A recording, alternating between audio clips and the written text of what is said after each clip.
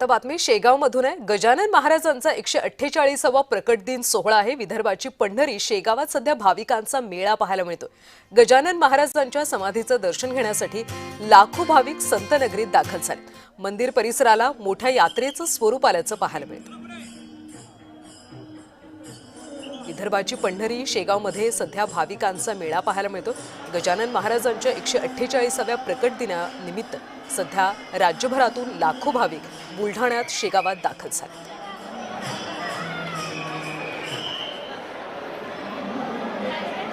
विदर्भाची पंढरी असलेल्या शेगावात हा भाविकांचा मेळा सध्या पाहायला मिळतो।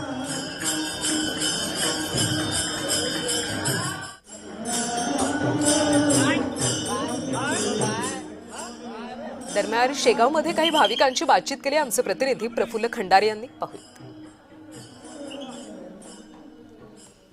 बुलढाणा जिल्ह्यातील संतनगरी शेगावमध्ये आज श्रींचा 148वा प्रकट दिन सोहळा जो आहे तो मोठ्या थाटामाटामध्ये यामध्ये साजरा केला जातोय आणि रात्रभरापासून भाविकांची अशी अलोट गर्दीने हे संपूर्ण मंदिर परिसर जो आहे तो पूर्णतः फुलून निघालेला आहे। भाविकांची गर्दी या ठिकाणी मोठी आहे। काही भाविक या ठिकाणी आले त्यांना आपण विचारण्याचा प्रयत्न करूयात। मला सांगा, काही कुठं आलेला आहे तुम्ही? दर्शन झालं का तुमचं? गायगावरून पायी वारी केली आहे आम्ही। दर्शन झालेलं आहे, खूप छान दर्शन झालेलं आहे। किती वेळ लागला दर्शन बारीमध्ये? 6 तास लागले आम्हाला दर्शनासाठी। तरी इतकी गर्दी असून सुद्धा पण खूप छान सुंदर असे दर्शन झाले आमचे। सेवा केली आम्हाला, प्रत्येक जागी आम्हाला खाण्यासाठी मालिश करण्यासाठी प्रत्येक पूर्ण सुविधा दिली, औषधी सगळं।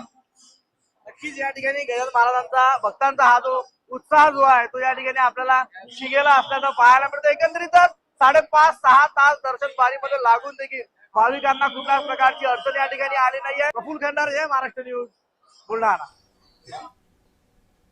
पाहूयात पुढची बातमी। अमरावती जिल्ह्यातल्या दर्यापूर इथं गजानन महाराजांच्या प्रकट दिनानिमित्त रांगोळीमधून गजानन महाराजांची प्रतिकृती साकारण्यात आली। दर्यापूर शहरामध्ये राहणाऱ्या क्षिती रेवस्कर हिनं रांगोळीमधून गजानन महाराजांची 40 स्क्वेअर फुटाची प्रतिकृती साकारली। गजानन महाराजांची रांगोळीतून प्रतिकृती साकारण्यासाठी क्षितीला 9 तासांचा कालावधी लागला। रांगोळीतून साकारलेल्या गजानन महाराजांच्या प्रतिकृतीला बघण्यासाठी परिसरातल्या नागरिकांनी मोठी गर्दी केली।